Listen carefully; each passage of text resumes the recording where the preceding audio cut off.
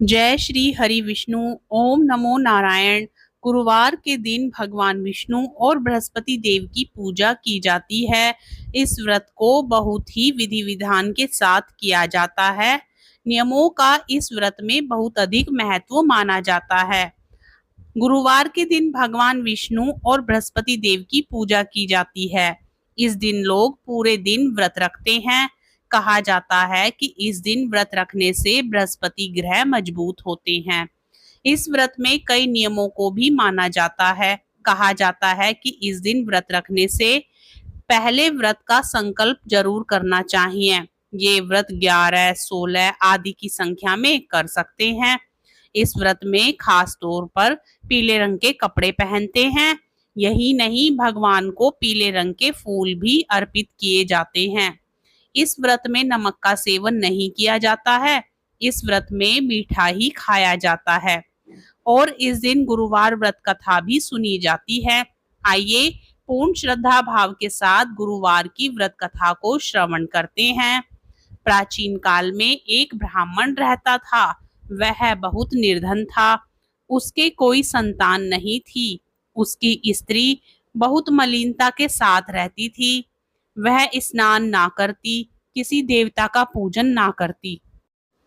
इससे ब्राह्मण देवता बड़े दुखी थे।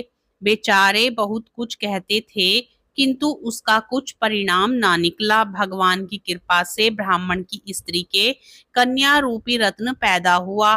कन्या बड़ी होने पर प्रातः स्नान करके विष्णु भगवान का जाप व बृहस्पतिवार का व्रत करने लगी। अपने पूजन पाठ को समाप्त करके विद्यालय को जाती तो अपनी मुट्ठी में जौ भर के ले जाती और पाठशाला के मार्ग में डालती जाती। तब ये जौ स्वर्ण के हो जाते थे। लौटते समय उनको बीनकर घर ले आती थी। एक दिन वह बालिका सूप में उस सोने के जौ को फटकार कर साफ कर रही थी। उसके पिता ने देख लिया और कहा, हे बेटी, सोने के जौ के लिए सोने का सूप होना चाहिए। दूसरे दिन बृहस्पतिवार था। उस कन्या ने व्रत रखा और बृहस्पति देव से प्रार्थना करके कहा, मैंने आपकी पूजा सच्चे मन से की हो तो मेरे लिए सोने का सूप दे दो। बृहस्पति देव ने उसकी प्रार्थना स्वीकार कर ली। रोजाना की तरह वह कन्या जौ फैलाती हुई जाने लगी। जब लौटकर जौ बीन रही थी तो बृहस्पति देव की कृपा से सोने का सूप मिला। उसे वह घर ले आई और उसमें जौ साफ करने लगी, परंतु उसकी माँ का वही ढंग रहा। एक दिन की बात है कि वह कन्या सोने के सूप में जौ साफ कर रही थी। उस समय उस शहर का राजपुत्र वहां से होकर निकला। इस कन्या के रूप और कार्य को देखकर मोहित हो गया तथा अपने घर आकर भोजन तथा जल त्याग कर उदास होकर लेट गया। राजा को इस बात का पता लगा तो अपने प्रधानमंत्री के साथ उनके पास गए और बोले, हे बेटा, तुम्हें किस बात का कष्ट है? किसी ने अपमान किया है अथवा और कोई कारण हो सो कहो, मैं वही करूंगा जिससे तुम्हें प्रसन्नता हो। अपने पिता की राजकुमार ने बातें सुनी तो वह बोला, मुझे आपकी कृपा से किसी बात का दुख नहीं है। किसी ने मेरा अपमान नहीं किया है, परंतु मैं उस लड़की से विवाह करना चाहता हूँ जो सोने के सूप में जौ साफ कर रही थी। यह सुनकर राजा आश्चर्य में पड़ा और बोला, हे बेटा, इस तरह की कन्या का पता तुम ही लगाओ, मैं उसके साथ तेरा विवाह अवश्य ही करवा दूंगा। राजकुमार ने उस लड़की के घर का पता बतलाया। तब मंत्री उस लड़की के घर गए और ब्राह्मण देवता को सभी हाल बताया। ब्राह्मण देवता राजकुमार के साथ अपनी कन्या का विवाह करने के लिए तैयार हो गए तथा विधि विधान के अनुसार ब्राह्मण की कन्या का विवाह राजकुमार के साथ हो गया। कन्या के घर से जाते ही पहले की भांति उस ब्राह्मण देवता के घर में गरीबी का निवास हो गया। अब भोजन के लिए भी अन्न बड़ी मुश्किल से मिलता था। एक दिन दुखी होकर ब्राह्मण देवता अपनी पुत्री के पास गए।